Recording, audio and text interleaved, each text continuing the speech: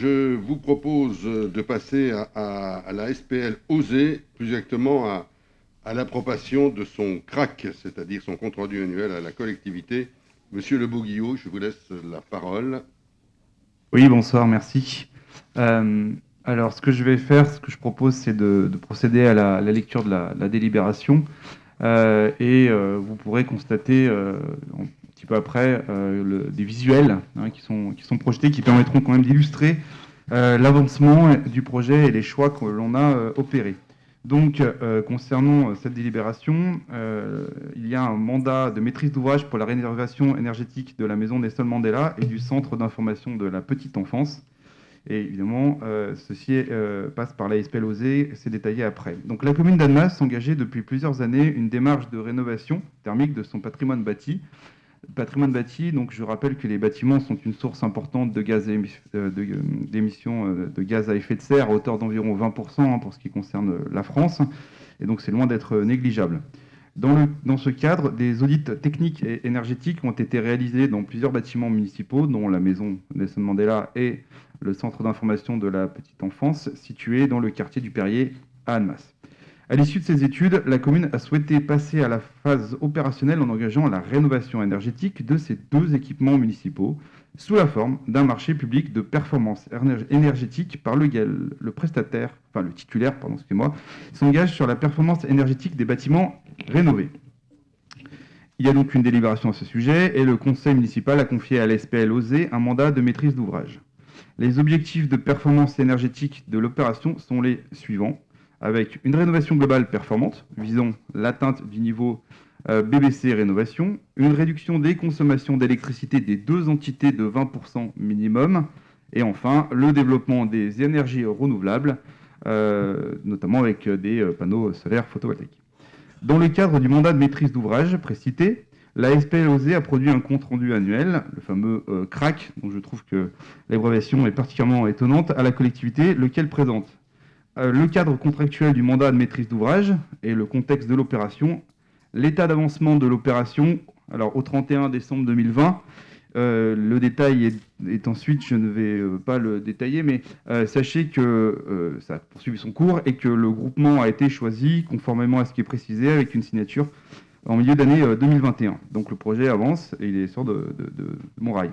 Le bilan des dépenses et des recettes pour l'année 2020, le bilan des factures acquittées au 31 décembre 2020 et enfin le budget prévisionnel qui comprend l'enveloppe financière prévisionnelle de l'opération approuvée en février 2020 à hauteur de 2 150 000 euros TTC et la rémunération du mandataire d'un montant de 105 870 euros TTC.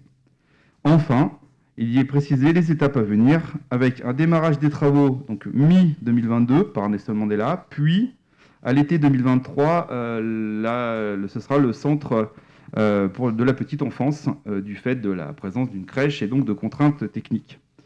Il a été demandé donc au groupement de procéder ainsi. Ce document transmis au conseil municipal retrace l'état d'avancement de l'opération au 31 décembre 2020 ainsi que les perspectives et suites à donner. Ceci étant exposé, vu le compte-rendu annuel à la collectivité établi pour l'année 2020, il est donc proposé au conseil municipal d'approuver le compte-rendu annuel à la collectivité, produit par la SPL OSE, dans le cadre du mandat de maîtrise d'ouvrage relatif aux travaux de rénovation énergétique de la maison Nelson Mandela et du centre d'information de la petite enfance. Le DICRAC étant arrêté à la date du 31 décembre 2020. Alors, ce que vous voyez projeté illustre une chose. Le groupement donc, qui a été sélectionné a fait le parti pris de conserver une identité visuelle propre à ces bâtiments et qui est en accord avec le Perrier autour. L'autre groupement, entre autres, avait proposé plutôt d'effacer cette identité et de choisir un aspect visuel tout à fait différent et qui, a priori, en tout cas, ne s'inscrivait pas aussi bien et n'avait pas non plus ce caractère un petit peu particulier et intéressant, je trouve, de l'architecture des bâtiments originaux. Après, bien sûr, ça a suivi toute la procédure définie par les appels d'offres, et on a pu noter les qualités particulièrement bonnes des propositions qui ont été faites techniquement sur la partie rénovation, ce qui fait que ce qui a été défini avant dans la délibération, avec des économies d'énergie importantes, devrait pouvoir être atteint. Voilà, je vous remercie. Merci.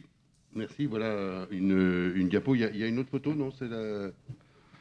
Il y en a une autre, on peut la passer. Il y a quelques-unes, ouais. Voilà, ça nous donne l'ensemble.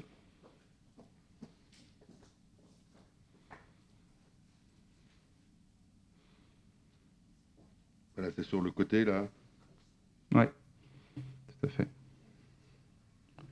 Donc on voit notamment des aspects, alors c'est la technique, hein, mais c'est son importance au niveau de la densité de vitrage qui est important par rapport à l'enveloppe énergétique, avec des abages soleil aussi, de la même façon, puisqu'il faut penser au confort d'été. Hein, c'est des choses qui n'étaient pas nécessairement pensées il y a 30-40 ans. Voilà, donc il y a tout un ensemble d'éléments. Il y a un travail sur des parties de toiture, de façon à mieux isoler, tout en conservant des luminosités aussi nécessaires à l'intérieur de ce type de bâtiment. Voilà. Après, il y a tout un tas de choses qu'on peut discuter. Mais... Très bien, merci. Des questions ou des remarques sur ce dossier? Pas de questions particulières.